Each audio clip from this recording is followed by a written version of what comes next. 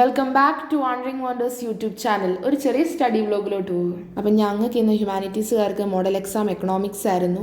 Anyway examination was very nice. Economics എന്ന് പറയുമ്പോൾ ഞങ്ങൾക്ക് തിയറി ഉണ്ട്, സ്റ്റാറ്റിസ്റ്റിക്സ് ഉണ്ട്. തിയറിയിൽ നിന്ന് 9 ചാപ്റ്റേഴ്സും സ്റ്റാറ്റിസ്റ്റിക്സിൽ നിന്ന് 8 ചാപ്റ്റേഴ്സും ആണുള്ളത്. ഞാൻ ഈ വീഡിയോ എടുത്തിരിക്കുന്നത് എക്കണോമിക്സ് എക്സാമിന് വേണ്ടിയിട്ട് പ്രിപ്പയർ ആകുന്നതാണ്. ഇന്നാണ് ഇത് എഡിറ്റ് ചെയ്തിട്ട് ഇടാനായിട്ടുള്ള സമയം കിട്ടിയത്. ക്രിസ്മസ് എക്സാം ഭയങ്കര ടഫായിട്ടാണ് എനിക്ക് തോന്നിയത്. അതിനു വേണ്ടി മോഡൽ എക്സാം ഈസി ആയിട്ട് എനിക്ക് തോന്നി. സിമ്പിളായിട്ട് ഫൈനൽ എക്സാമും വരട്ടെ എന്ന് പ്രാർത്ഥിക്കാം.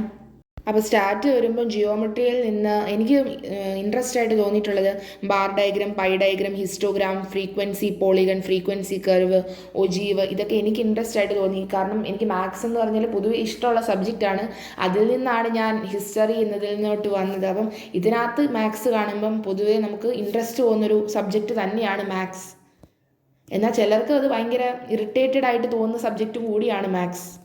എനിവേ എനിക്ക് മാത്സ് എന്ന് പറഞ്ഞാൽ ഭയങ്കര ഇഷ്ടമുള്ള സബ്ജക്റ്റ് തന്നെയാണ്. അപ്പോൾ നമുക്ക് ഇക്കണോമിക്സിനകത്ത് കാണുമ്പോൾ ഇതൊക്കെ ഭയങ്കര ഇൻട്രസ്റ്റ് ഒക്കെ ആയിട്ട് തോന്നും. അപ്പം ഇതൊക്കെയാണ് നമ്മുടെ സ്റ്റാർട്ടിനകത്ത് വരുമ്പം പടം വരയ്ക്കാനും നമുക്ക് ഇക്വേഷൻ ഇട്ട് ചെയ്യുവാനും ഒക്കെ അങ്ങനെയൊക്കെയുള്ള തിയറി ആയിട്ടുള്ള പാർട്ടുണ്ട്. ഇക്വേഷൻ ഇട്ട് ചെയ്യാനുള്ളതുണ്ട്, ജിയോമെട്രിക്കായിട്ട് നമുക്ക് വരയ്ക്കാനുള്ളതുണ്ട്, കാൽക്കുലേഷൻസ് ഉണ്ട്. ഞാനെന്ന് പറഞ്ഞാൽ എല്ലാം അവസാനത്തേക്ക് മാറ്റി വയ്ക്കുന്ന ഒരാളാണ്. എല്ലാം അവസാനം കുത്തിയിരുന്ന് പഠിക്കാമെന്ന് പറഞ്ഞിരിക്കും. രാത്രി വരെ ഇരുന്ന് പഠിച്ചാലും തീരത്തില്ല.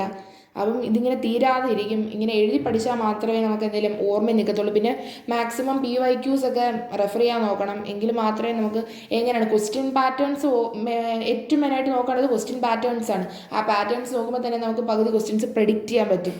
അപ്പം ക്വസ്റ്റ്യൻ പാറ്റേൺസ് നോക്കുക, അതിന് എനിക്ക് ഇനി എങ്ങനെ വരാൻ പറ്റും, അങ്ങനെ സ്ഥിരമായിട്ട് ആവർത്തിച്ച് വരുന്ന ക്വസ്റ്റ്യൻസ് ഒക്കെ ഉണ്ടല്ലോ, അതൊക്കെ വെച്ചിട്ട് അതൊക്കെ എഴുതി പഠിച്ച് നോക്കുക. ലാസ്റ്റ് ടൈം നമ്മൾ ക്വസ്റ്റ്യൻ ഓറിയൻറ്റഡ് ആയിട്ട് പഠിക്കുന്നതായിരിക്കും ബെസ്റ്റ്. തിയറിറ്റിക്കലായിട്ട് അവസാനം നമുക്ക് ഒരിക്കലും ഇങ്ങനെ കാണാതെ പഠിച്ചുകൊണ്ട് പോകാനൊന്നും പറ്റത്തില്ല. അപ്പം ക്വസ്റ്റ്യൻ ഓറിയൻറ്റഡ് ആയിട്ട് പഠിക്കുകയാണെങ്കിൽ നമുക്ക് എല്ലാം സിമ്പിളൊക്കെ ആയിട്ട് തോന്നും. എനിവേ ഇതൊക്കെയാണ് എൻ്റെ studying method. Comment your studying methods. അപ്പോൾ നമ്മൾ അവസാനത്തേക്ക് വരുമ്പോൾ നമുക്ക് ഈസി ആയിട്ട് തോന്നാൻ ആദ്യം ടെക്സ്റ്റ് വായിക്കുക. ഒരു പ്രാവശ്യം വായിച്ചൊന്നും പോരാ, നമ്മൾ 3-4 പ്രാവശ്യം വായിക്കുക. പിന്നെ PYQs ഏറ്റവും കൂടുതൽ നോക്കുക. ഏറ്റവും കൂടുതൽ റിപ്പീറ്റായിട്ട് വരുന്ന PYQs നോക്കുക. അത് തന്നെ ആയിരിക്കും പിന്നെയും തലയിരിച്ചും മറിച്ചുമൊക്കെ ഇടുന്നത് ഈ PYQ തന്നെയായിരിക്കും.